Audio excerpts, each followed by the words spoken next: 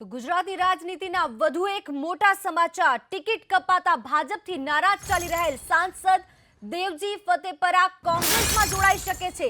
સુરેન્દ્રનગર બેઠક પરથી ટિકિટ ન મળતા દેવજી ફતેપરા નારાજ છે અને ગઈકાલે તે પોતાની નારાજગી દર્શાવી ચૂક્યા છે। દેવજી ફતેપુરા ગમે ત્યારે ભાજપ છોડે તેવી શક્યતાઓ છે। આ તરફ કોંગ્રેસ પણ ધાંગધ્રા પેટા ચૂંટણીમાં મોટો ખેલ પાડવાની તૈયારીમાં છે। દેવજી ફતેપરાને ધાંગધ્રા વિધાનસભાની કોંગ્રેસમાંથી ટિકિટ મળી શકે છે। સુરેન્દ્રનગર ભાજપમાં જે ભડકો થયો અને તેને લઈને હવે આ મહત્વપૂર્ણ સમાચાર। સંવાદદાતા પરાક્રમસિંહ જાડેજા જોડાઈ ગયા છે। પરાક્રમ, જણાવો શું છે વધુ જાણકારી?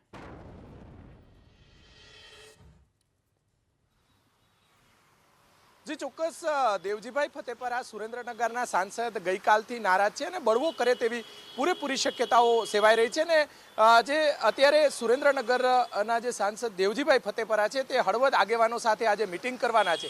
કદાચ સાંજ સુધીમાં અથવા તો કાલ સુધીમાં કોંગ્રેસમાં જોડાય તેવી પૂરેપૂરી શક્યતાઓ સેવાઈ રહી છે અને સૂત્રો પાસેથી તમામ જે જાણકારી મળી રહી છે અને હળવદની જે પેટા ચૂંટણી આવી રહી છે ત્યારે દેવજીભાઈ ફતેપરા છે તેમને પેટા ચૂંટણીમાં કોંગ્રેસ મેદાનમાં ઉતારે તેવી પૂરેપૂરી શક્યતાઓ સેવાઈ રહી છે। સુરેન્દ્રનગરના ટોચના જે નેતાઓ છે, કોંગ્રેસના નેતાઓ છે, તે દિલ્હી હાઈકમાન્ડને રજૂઆત પણ કરી છે। સૌરાષ્ટ્રના અનેક કોંગ્રેસના ધારાસભ્યો આગેવાનો છે તે પણ ગઈકાલથી દેવજીભાઈ ફતેપરા છે તેમના સંપર્કમાં હતા અને કહી શકાય કે હળવદ જે વિધાનસભા છે તેમાં એક વખત દેવજીભાઈ ફતેપરા છે તે કોંગ્રેસમાંથી જયંતિભાઈ કવાડિયાને હરાવીને જીતી પણ ચૂક્યા છે। ત્યારે પૂરેપૂરી શક્યતાઓ સેવાઈ રહી છે। સુરેન્દ્રનગર જે બેઠક માટે કહી શકાય હળવદની જે વિધાનસભાની પેટા ચૂંટણી છે તેની અંદરથી જે દેવજીભાઈ ફતેપરા છે તેમને કોંગ્રેસ મેદાનમાં ઉતારે તેવી પૂરેપૂરી શક્યતાઓ સેવાઈ રહી છે। સુરેન્દ્રનગરના અને હળવદ વિસ્તારના જે કોંગ્રેસના આગેવાનો છે તેમની સાથે એક મહત્વપૂર્ણ દેવજીભાઈ ફતેપરાની એક મહત્વપૂર્ણ મિટિંગ પણ છે અને આ મિટિંગની અંદર કહી શકાય કે જે નિર્ણય કરવામાં આવશે, જે કોળી સમાજના જે આગેવાનો છે તેમની સાથે બેઠક કરવામાં આવશે અને સુરેન્દ્રનગરના મોટા ગજાના સાંસદ સોમાભાઈ ગાંડા સહિતના જે આગેવાનો છે તે પણ કહી શકાય ગઈકાલથીના જ દેવજીભાઈ ફતેપરા છે તેમના સંપર્કમાં હતા।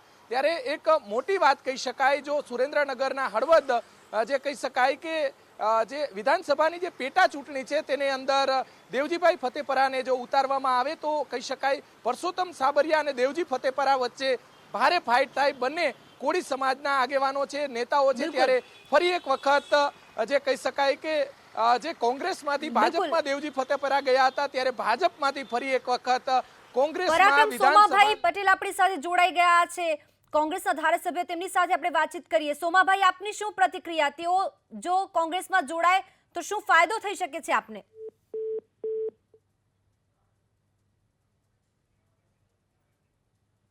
લાગે છે એમની સાથે અમારો સંપર્ક કપાઈ ગયો છે, પણ સુરેન્દ્રનગર ભાજપમાં મોટો ભડકો થયો। ગઈકાલથી જ સતત સુરેન્દ્રનગર ચર્ચામાં રહ્યું છે।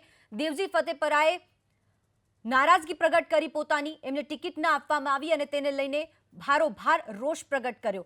પણ બીજેપી તરફથી પણ એવી પ્રતિક્રિયાઓ છેક સુધી આવતી રહી। તમામ ટોચના નેતાઓએ પ્રતિક્રિયા આપતા રહ્યા બીજેપી તરફથી કે દેવજીભાઈને મનાવવા માટેના તમામ પ્રયત્નો કરવામાં આવશે, તેમની નારાજગી છે તેમને મનાવી લેવામાં આવશે તેવા પ્રયત્નો પણ કરવામાં આવશે। પણ તે તમામની વચ્ચે અત્યારે આ મહત્વપૂર્ણ સમાચાર, દેવજી ફતેપરા કોંગ્રેસ તરફથી ચૂંટણી લડી શકે છે।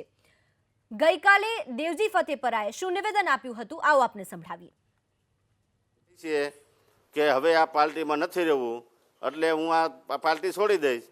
સમાજ ઉપર હું મારા સમાજને પૈસા વગર હું કોઈ જાતનો નિર્ણય ન કરી શકું। સમાજ જે નિર્ણય કરશે તે જ મારો નિર્ણય રહેશે, આવું કહી અને દેવજી ફતેપરાએ પોતાની નારાજગી પ્રગટ કરી હતી। ત્યારે હવે કોંગ્રેસ પણ આ વાતનો ફાયદો ઉઠાવી શકે છે। દેવજી ફતેપરાને વિધાનસભાની પેટા ચૂંટણીમાં તેઓ લડાવી શકે છે તેવા સમાચારો અત્યારે મળી રહ્યા છે।